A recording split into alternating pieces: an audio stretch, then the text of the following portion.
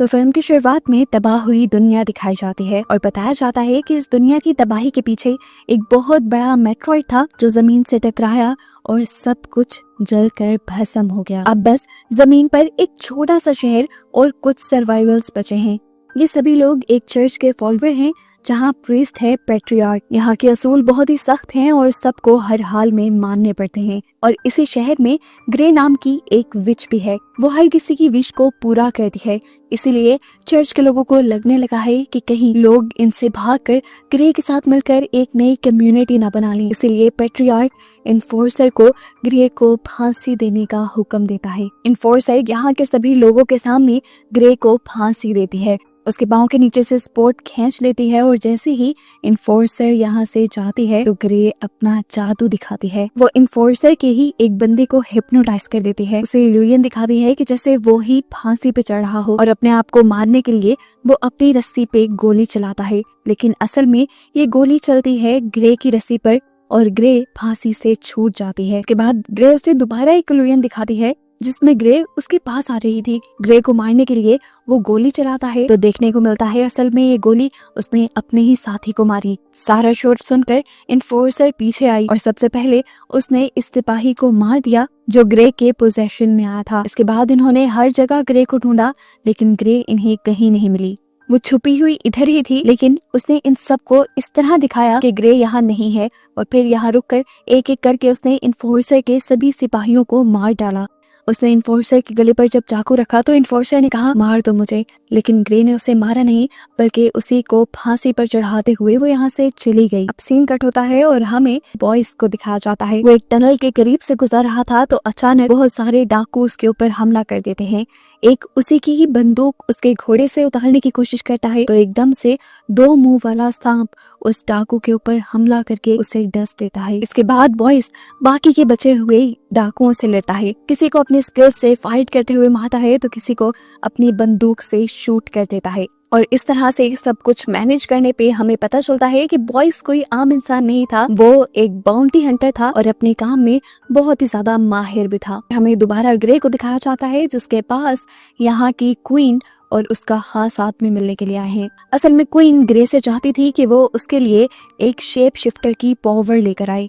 Grey इसके लिए queen से भारी कीमत मांगती है और कहती है कि मैं ये तुम्हारा काम आने वाले फुल मून तक करूंगी, जिसके आने में सिर्फ 6 दिन रह गए थे। ये दोनों यहाँ से चले जाते हैं और कुछ देर बाद यहाँ पर क्वीन का खास आदमी आता है और ग्रे से क्वीन के काम को ना करने को कहता है क्योंकि उसे लग रहा था कि क्वीन जो करना चाह रही है वो ठीक नहीं है। हैरानी की बात थी कि ग्रे उसकी भी बात मान गई। हालांकि ग्रे इस आदमी की बात नहीं मानना चाहती थी, लेकिन क्योंकि उसके ऊपर एक कर्ज था, एक शराब था कि वो किसी की भी विश को मना नहीं कर सकती थी, तो उसने इस आदमी की भी विश मान ली। अब कहानी में ट्विस्ट है कि किस तरह ग्रे इन दोनों ऑपोजिट विशेस को मैनेज करेगी। वो अब अपनी पावर्स से पूरे लॉस्ट लैंड में शेप शिफ्टर को ढूंढने लग जाती है जिसे उसे मारना है। वो अपने वीएन में देखती है कि बहुत से लोग शेप शिफ्टर का शिकार करने आए थे, लेकिन फिर ये सब उसी का शिकार बन गए। इन सबको मारने के बाद शेप शिफ्टर ने जोर से धाड़ मारी और यहाँ पर डर कर ग्रे का जादू भी टूट गया। सीन कट होकर हमें क्वीन को दिखाया जाता है जो इस टाइम किंग के पास थी। पहली मर्तबा हमें किंग को दिखाया गया जो कि बहुत ही ज्यादा बीमार है और बेड पे है।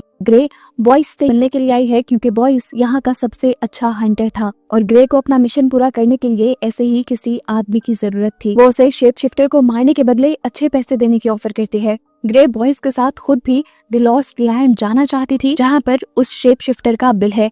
असल में वहीं पे शेप शिफ्टर को मारकर उसकी ताकत को कैद किया जा सकता है, कहीं और नहीं। बॉयज पहले ही ग्रे को अलर्ट कर देता है कि रास्ता बहुत लंबा हो सकता है और इसमें कई खतरों का सामना हो सकता है। इन खतरों में कई तरह के डीमंस और टूटे फूटे रास्ते भी होंगे। ग्रे हर किस्म की मुश्किल को पार करने के लिए तैयार थी।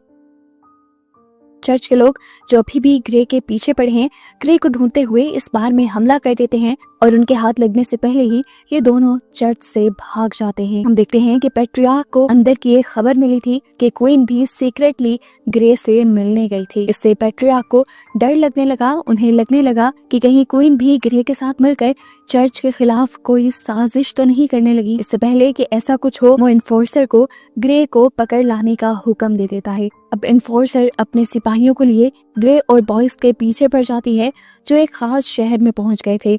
यहाँ पर जाके ग्रे और बॉयज के दोस्तों के घर स्टे करते हैं। यहाँ इनकी बातों से हमें बॉयज का पास्ट पता चलता है कि वो इतना अच्छा हंटर कैसे है। बचपन में लॉस्ट लैंड के अंदर उसकी आंखों के सामने उसके मॉम डैड को मार दिया गया था, जिसके बाद अपने सर्वाइवल के लिए वो डीमन से, हंटर से लड़ते लड़ते आखिर को उस शहर में पहुंचा जहाँ पर इंसान आज बस रहे थे। फिर अगले दिन ये लोग अपना सफर कंटिन्यू कर देते हैं और ये दोनों एक बिल्डिंग नुमा जगह में आए थे जहाँ से आगे का रास्ता इन्हें एक केबल बस के जरिए पार करना था। लेकिन जब ये ऊपर आए तो इनका सामना हो गया इन्फोर्सर और उसके सिपाहियों से। इन सब के दरमियान में लड़ाई शुरू हो जाती है। बॉयज तो था ही बहुत अच्छा हंटर और फाइटर, और ग्रे लड़ने के लिए अपनी जादुई पावर्स का इस्तेमाल कर रही थी। वो सबको हिप्नोटाइज करते करते उनके ऊपर वार कर देती थी, जबकि दूसरी तरफ बॉयज धड़ाधड़ किसी के ऊपर गन तो किसी के ऊपर चाकू से हमला करते हुए उन्हें मार देता है। और जब इन्हें लगता है कि अब टाइम आ गया है तो ये दोनों जल्दी से केबल बस के ऊपर जंप कर देते हैं।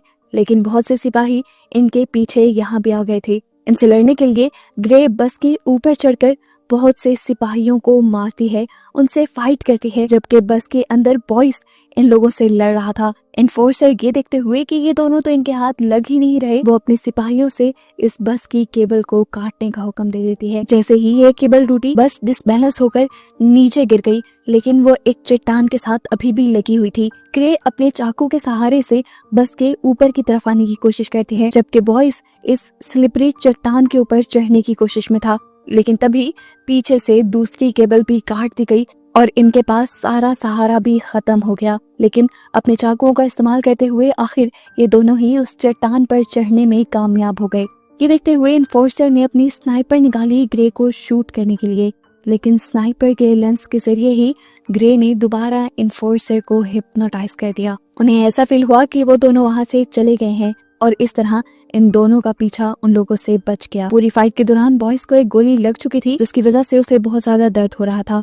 बॉयज खुद इस गोली को अपने जिस्म से निकाल देता है और ग्रे उसके जख्मों पे टांके लगाती है। हमें क्वीन को दिखाया जाता है, जिसे पता चला है कि वो प्रेग्नेंट है। क्वीन को एक वारिस मिल गया था, अब उसे किंग को और सहने की जरूरत नहीं थी। क्वीन का रवैया भी किंग के साथ बिल्कुल ठीक नहीं। वो किंग से अलहदा भी होना चाहती है, लेकिन किंग से अलहदा होने पर जो उसे क्वीन की हैसियत से ताकत मिली है वो उसके पास से खत्म हो जाएगी। वो फौरन ही खुद किंग को मार देती है और सबसे झूठ कह देती है कि उनकी बीमारी की वजह से उनकी मौत हो गई। ये लोग अब एक ऐसे शहर में पहुंचते हैं जहां इनके पीछे बहुत सारे डीमंस लग जाते हैं। ये अजीब सी दिखने वाली क्रिएचर्स इंसानों जैसी ही लग रही थी, लेकिन दिखने में बहुत भयानक थी। इससे पहले कि ये ग्रे के ऊपर हमला कर देती, बॉयज अपने चारों तरफ ऑयल फैला के वहां आग लगा देता है, क्योंकि वो इन क्रिएचर्स की कमजोरी जानता था। इन्हें आग से डर लगता था, लेकिन ये डीमन तो उनकी सोच से कहीं ज्यादा ज़हीन थे।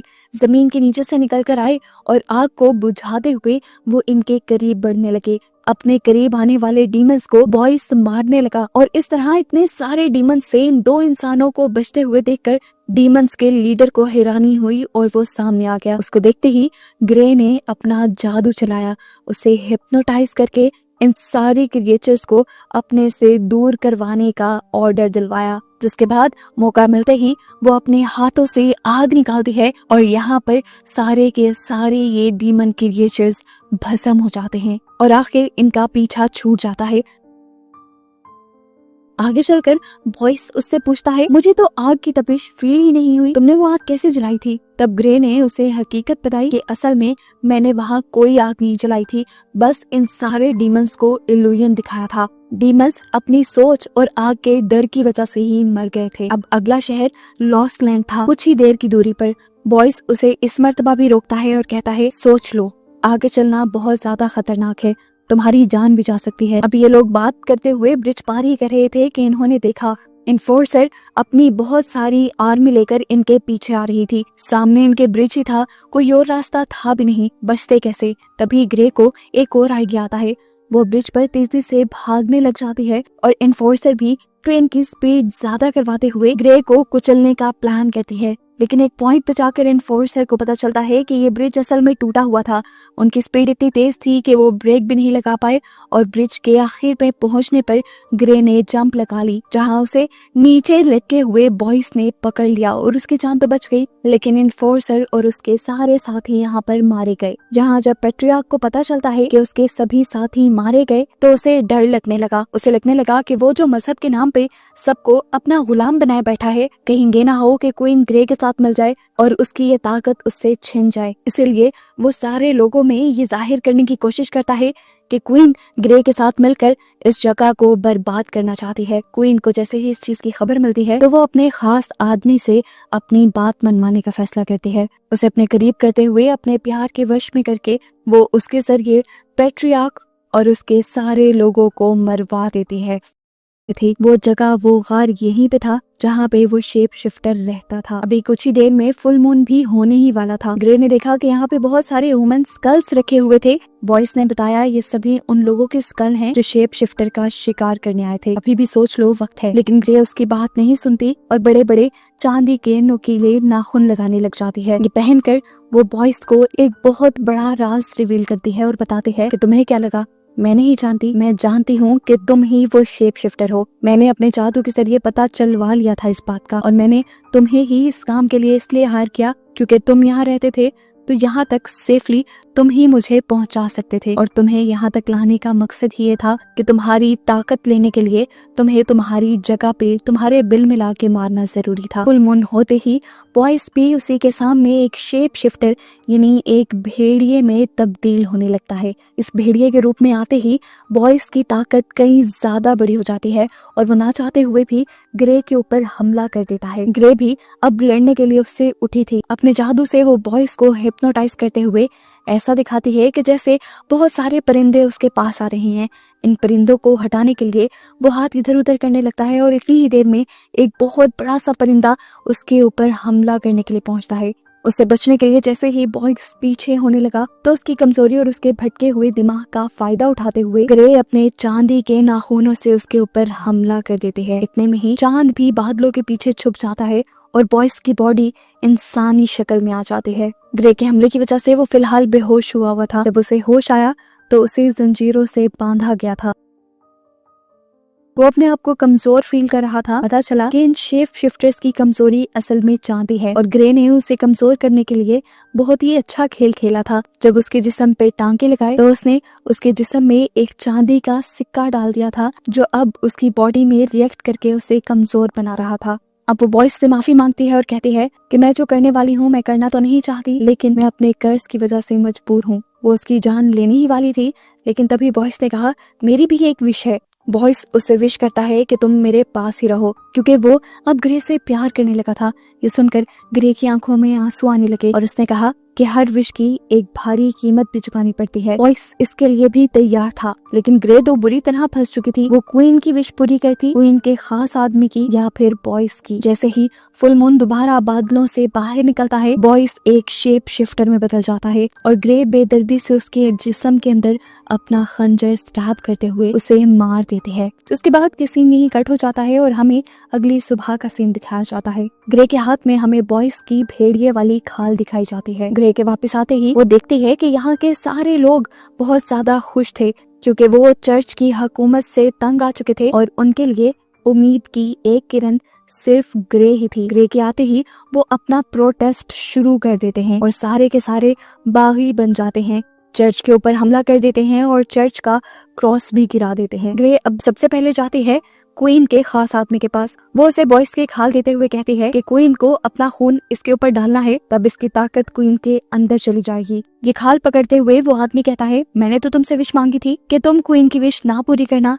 तो ग्रे यहाँ पे उसे ट्विस्ट बताती है कि क्वीन असल में शेप शिफ्टर बन के बॉयस को पाना चाहती थी, लेकिन वो ये नहीं जानती थी कि शेप शिफ्टर सिर्फ एक ही है, बॉयस। क्वीन को शेप शिफ्टर बनाने के लिए बॉयस की ही मुझे जान लेनी पड़ी और तुम्हारा विश करने का मकसद था कि तुम्हें क्वीन मिल जाए। अब बॉयस मर चुका है तो क्वीन भी तुम्हारी हो चुकी है। अब जब क्वीन को ये हकीकत पता चलती है कि बॉयस मर गया तो वो पूरी तरह टूट गई। उसे वो लम्हे याद आए जब बॉयज ने उसे कहा था कि तुम मेरी तरह नहीं हो, मैं अपने ही तरह के किसी से शादी करना चाहता हूँ। तभी क्वीन ने शेप शिफ्टर बनने का फैसला किया था, लेकिन वो ये नहीं जानती थी कि अपने इस फैसले में वो बॉयज को ही खो देगी।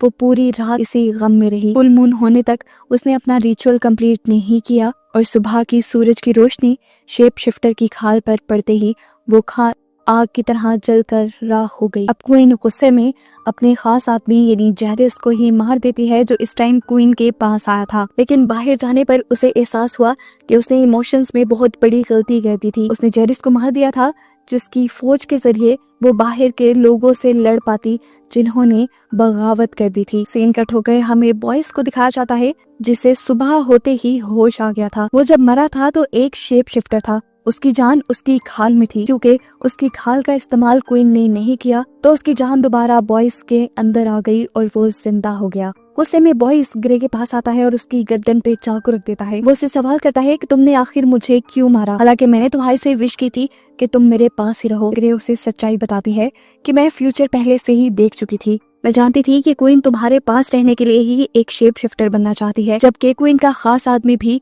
उसे चाहता है। मैंने फ्यूचर में देख लिया था कि क्वीन तुम्हारे मरने के गम में अपने खास आदमी को मार देगी और तुम्हारी खाल नहीं उड़ेगी, जिससे तुम्हारी जान तुम्हारे अंदर वापस आ जाएगी। इस तरह क्वीन की, उसके खास आदमी की और तुम्हारी तीनों की विशेष पूरी हो जाएंगी। बॉयज ये जानकर बहुत ज्यादा हैरान हुआ और खुश भी, क्योंकि अब ग्रे यानी जिससे वो प्यार करता था वो उसके साथ रहने वाली थी, कि ये दोनों एक साथ निकल जाते हैं अपने अगले मिशन के लिए। और बस यही दिखाते हुए ये मूवी यहाँ खत्म हो जाती है।